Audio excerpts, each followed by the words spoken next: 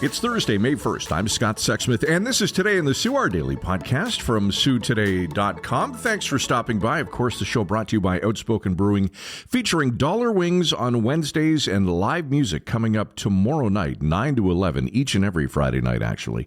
Outspoken Brewing. Check them out, 350 Queen Street East. The Sault Ste. Marie Police Services Board has identified a $2.9 million deficit in the 2024 budget. That's nearly $500,000 more than the $2.5 million in police overspending initially confirmed earlier this month. Board Chair John Bruno says the deficit is largely due to staffing pressures, overtime, and pay equity-related salary adjustments.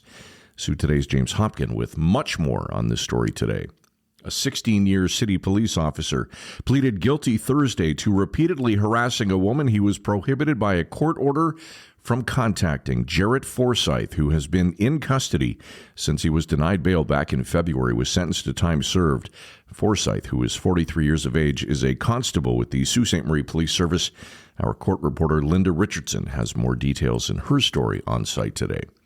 U.S. Army Corps of Engineers Detroit District are permanently closing a small portion of the Soo Locks hydro plant tail race to ensure the safety of all mariners. A safety zone extending 150 feet downstream of the U.S. government hydroelectric power plants has been established. Signs will be posted at the east end of the closed safety zone to notify all mariners of the safety restricted area.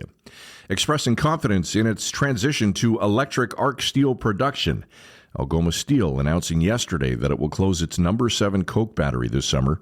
Made by heating coal or petroleum in the absence of air, coke is a refined, porous, carbon-rich material used to manufacture steel and makes blast furnaces hotter. David Helwig with more on that story today.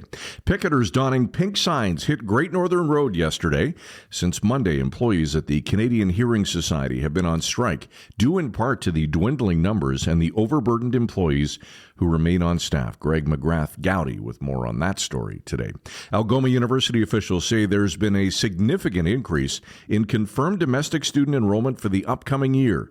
In a report to the Board of Governors, interim president and vice chancellor Donna Rogers says the university has so far confirmed 323 new domestic students for the upcoming academic year, more than double the 142 confirmations at this time last year.